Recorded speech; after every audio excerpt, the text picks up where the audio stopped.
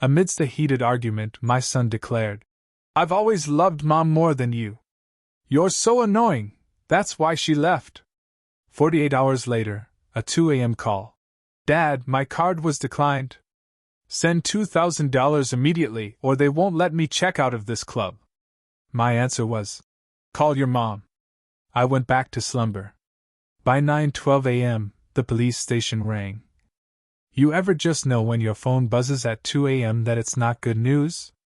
That it's going to be the kind of call that rips open old wounds you thought were long healed? For me, it was my dad. Again.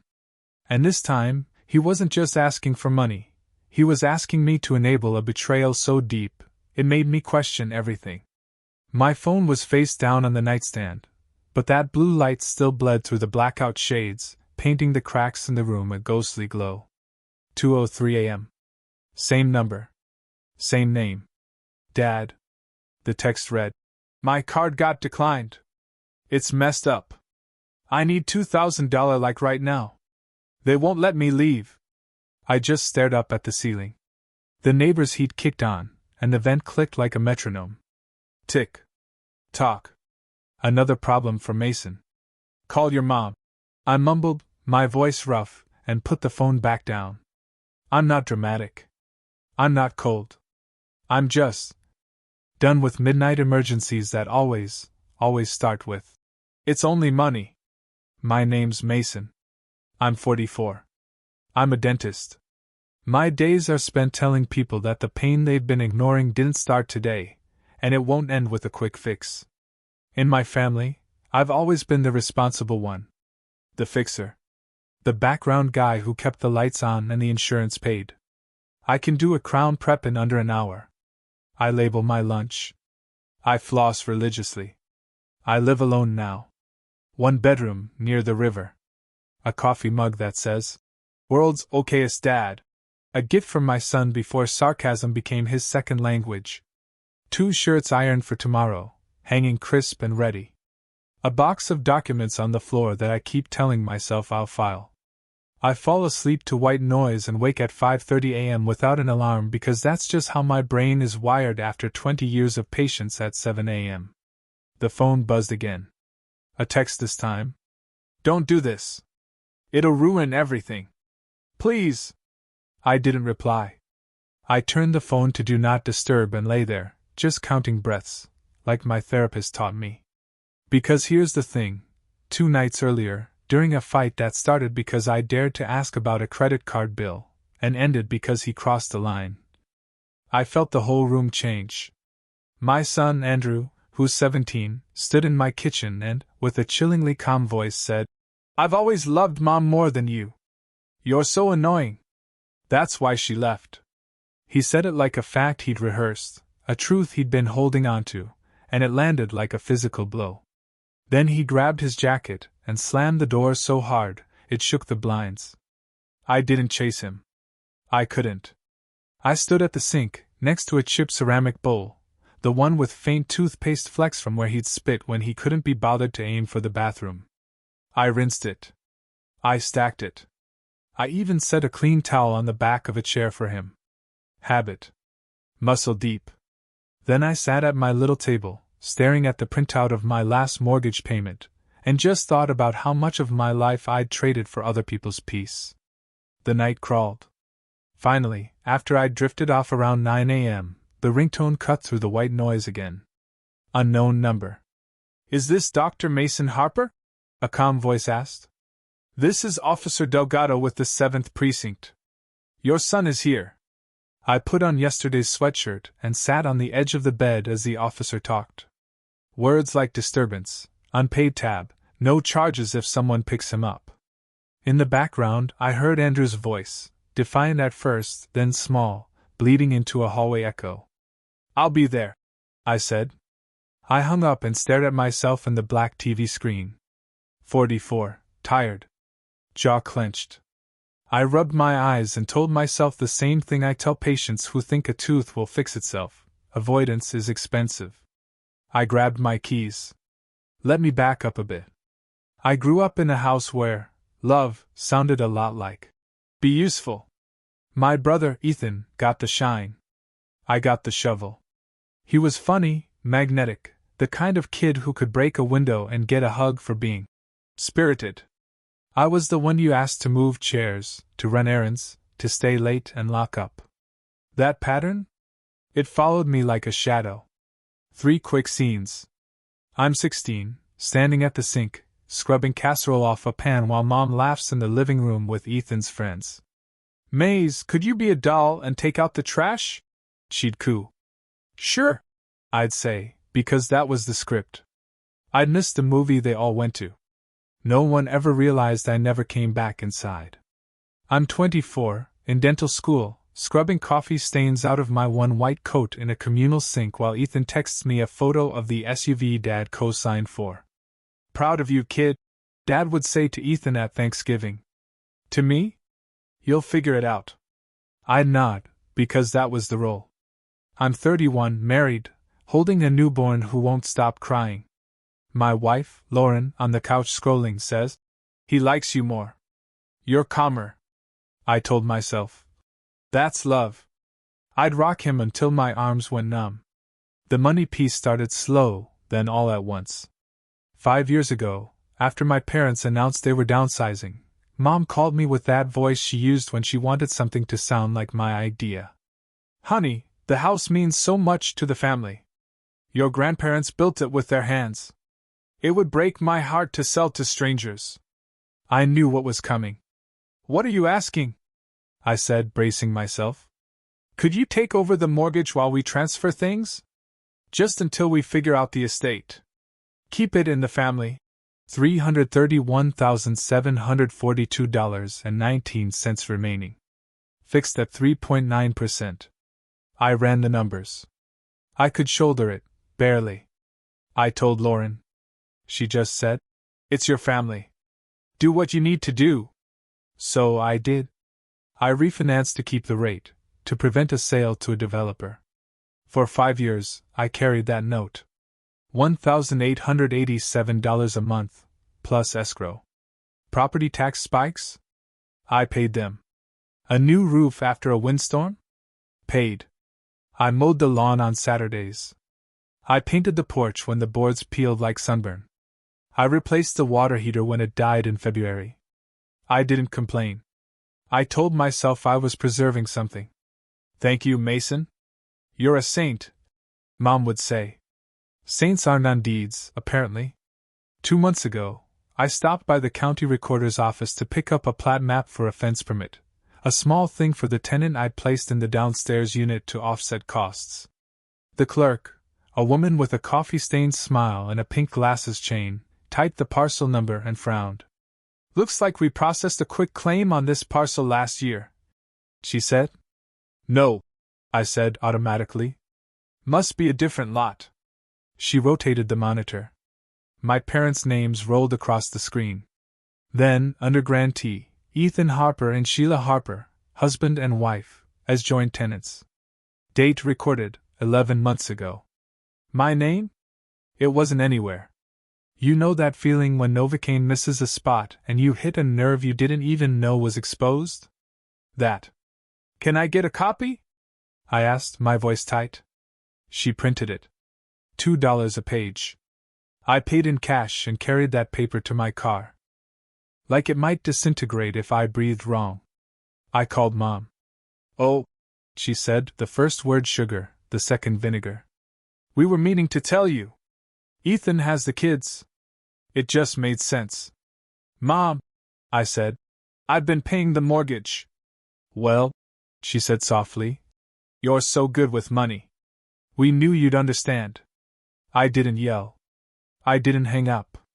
I just sat there, staring at the words quick claim deed, while my tongue felt too big for my mouth.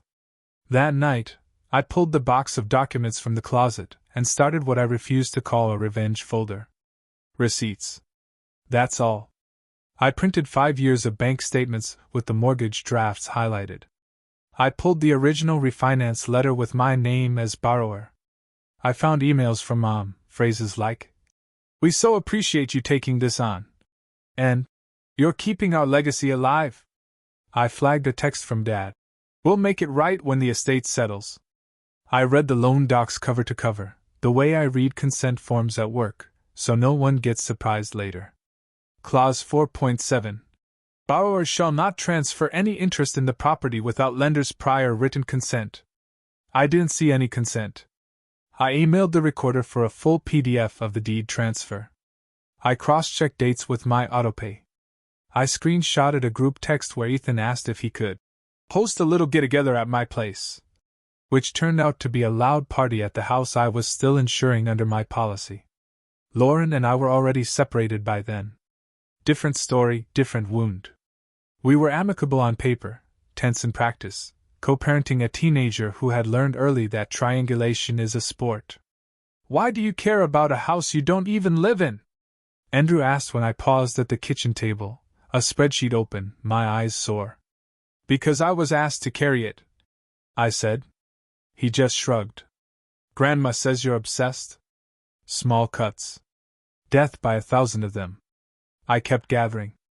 Quietly. I requested the lender's correspondence file. I asked my accountant to prepare a simple timeline with payments and tax deductions taken. I printed the hazard insurance declaration naming me as primary insured. I built a binder, tabs for mortgage, taxes, insurance, correspondence, deed. I didn't go nuclear. I didn't freeze accounts. I didn't call a reporter. I kept going to work, drilling, filling, polishing, and telling people, conditions don't improve because you hope they will. They improve with treatment plans and follow-through. Meanwhile, the family chorus turned the volume up. You're selfish. Mom texted when I declined to pay for Ethan's new fence. The kids need a safe yard. Think of the children. Ethan called. Bro, it's not that deep. You're a dentist. You're fine. My son rolled his eyes at dinner. You could just let it go. Then came Lauren's aside in the driveway, voice low, eyes pitying. Sometimes you make things harder than they need to be. I breathed. I filed. I went for runs at dawn and counted the call attempts on my lock screen. 14 in a day. 22 the next. 31 when I stopped answering. 2 nights before the 2 a.m. call, Andrew launched his words like darts. I love Mom more. You're so annoying. That's why she left. I rinsed the bowl. I didn't say, son, I funded your mother's graduate classes, your braces, your summer camps, and the mortgage on a house I don't own. I didn't say, I'm tired. I just said, okay. Officer Delgado slid the clipboard across the counter. The 7th precinct smelled like old coffee and floor cleaner. Andrew sat on a plastic chair, hood up, eyes red. You good? I asked. Silence. Let's go, I said. In the car, he watched the window. I'm not giving you money for club tabs, I said evenly. He scoffed. I didn't even drink. It's a cover charge. My friends. Call your mom, I said again, gentle, firm. At a red light, he muttered. You're such a buzzkill. We drove in quiet, the kind that fills every crack in the dash. 2 days later, my mother texted. Family dinner. Sunday, 5 p.m. Non-negotiable. We need to talk. I brought the binder. Their dining room smelled like rosemary and staged harmony. Ethan's kids chased each other down the hall. Sheila poured wine. Mom arranged napkins like origami. Dad stood at the head of the table under the framed photo of the house, the one I painted. Let's be adults, Mom said, clasping her hands. Great, I said, and set the binder down. Ethan rolled his eyes. Is that your little scrapbook? Documentation, I said. Of what? Mom asked sweetly. I opened to the first tab. Mortgage payments, I said, sliding a stack of highlighted statements across. 60 payments totaling $113,220 in principal and interest. Another $18,400 in property taxes. $9,600 in insurance. A roof, $7,850. Water heater, $1,200.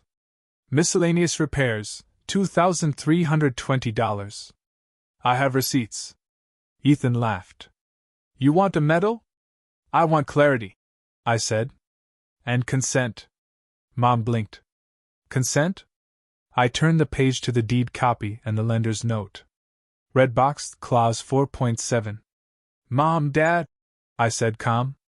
You executed a quick claim deed transferring the property to Ethan and Sheila while there was an active mortgage in my name.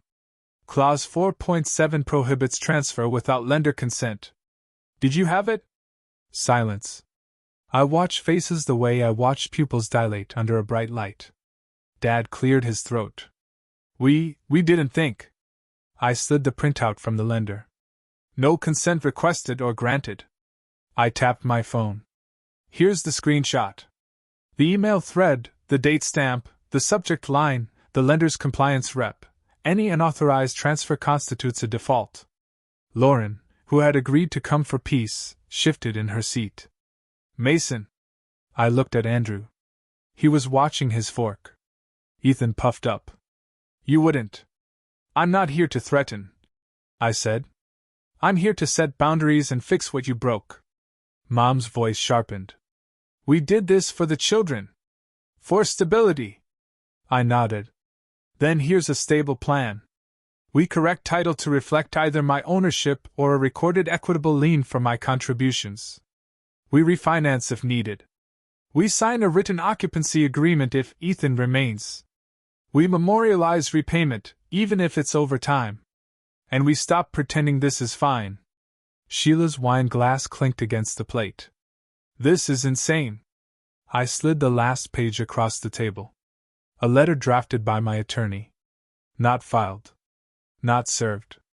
It summarized dates and amounts. It referenced gently the potential call to the lender if a fix was refused. It proposed a quiet correction. It included a deadline. I kept my voice low. This isn't about revenge. This is about closure. The room held its breath. Mom's face moved first, a tremble around her eyes.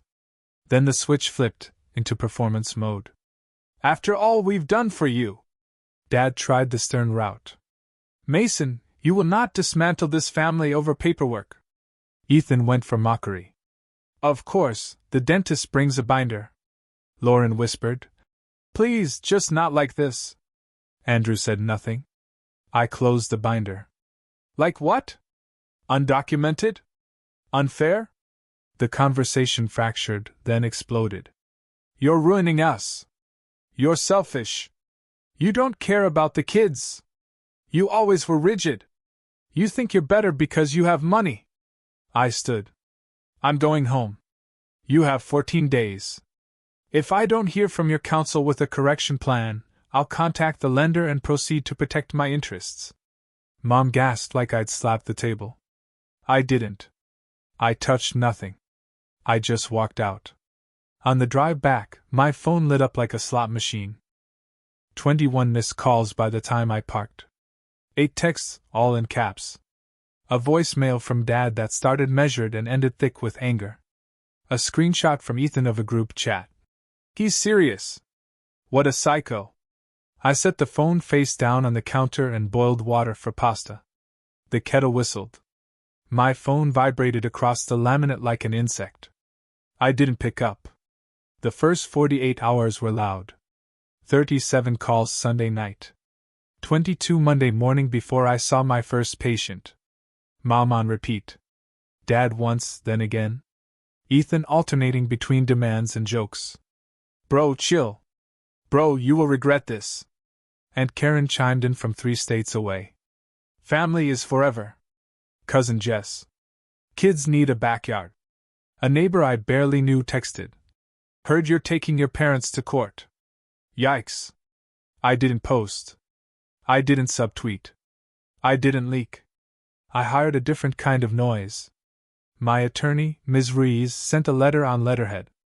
Calm, factual, boring, in the way safety is boring. She attached the timeline. She referenced clause 4.7. She proposed 3 options. 1. Record a corrective deed restoring title to me. 2. Execute and record an equitable lien in my favor and refinance correctly with lender consent, plus a written repayment schedule. Or 3. Sell and distribute proceeds by a formula accounting for my contributions. First, she gave them 10 business days. She copied the lender's generic legal inbox without commentary. I changed my voicemail.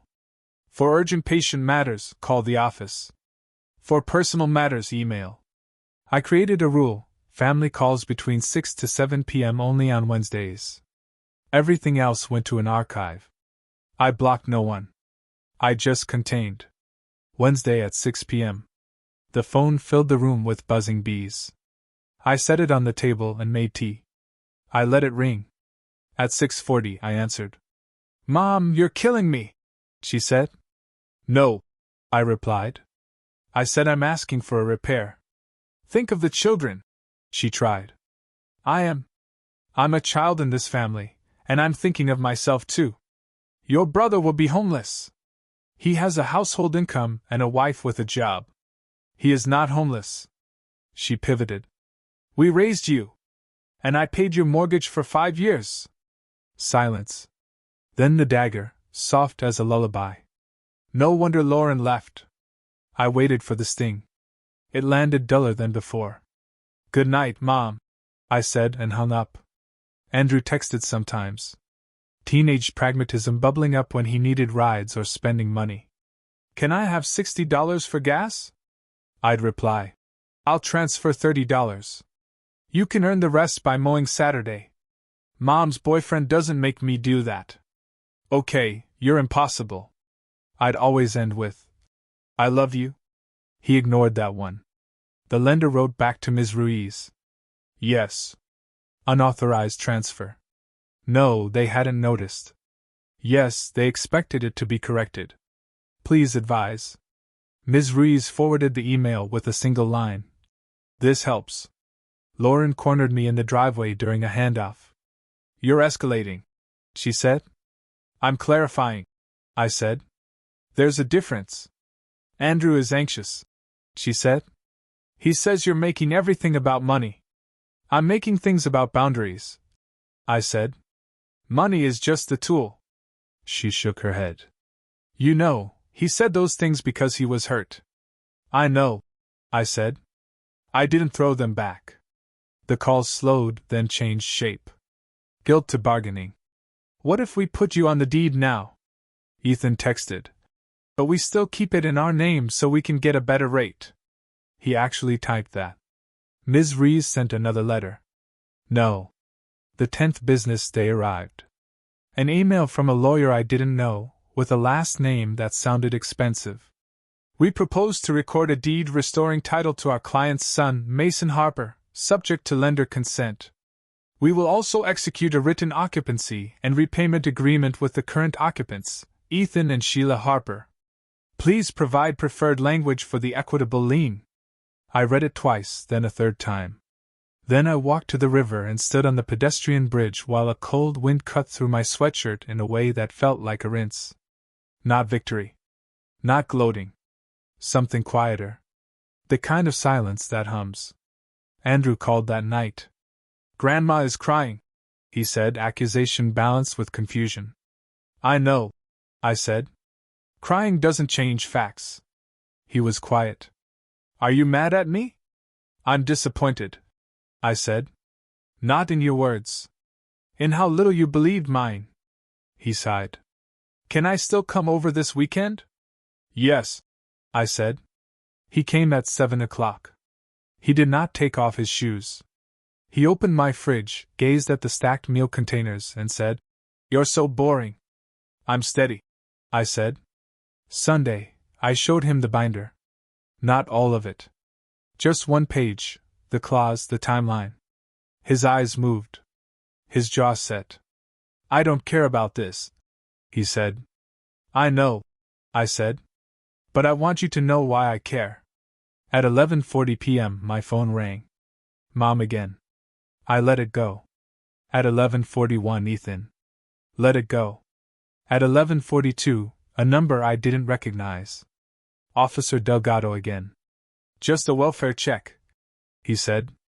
Your mother called in concerns. I laughed once. Not mean. Just tired. We're fine, officer. Thank you. He paused, then said softly, You're not the first person to fix a mess they didn't make. I slept that night deep, no white noise. The next week, we met at a notary. Documents crisp. Ink cold.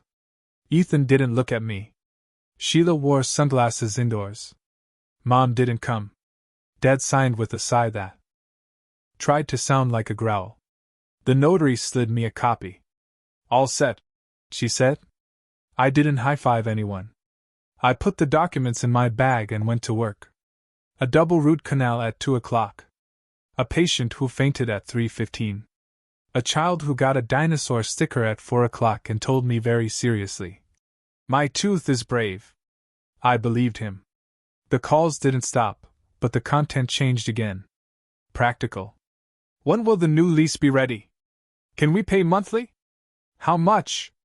Ms. Rees handled most of it. I paid her invoices on time. I started sleeping with my phone in another room. I started swimming before clinic. The water felt like a different kind of quiet. Andrew didn't bring up the club. He didn't say he was sorry for what he said. I didn't ask for an apology on his schedule. I cooked his pasta on Sunday night.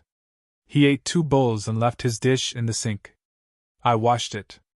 A habit dies last. A year later, people ask if things are better. I tell them the truth. Things are clearer. Ethan sends rent on the 1st. Sometimes he's late. The lease has late fees. He learns.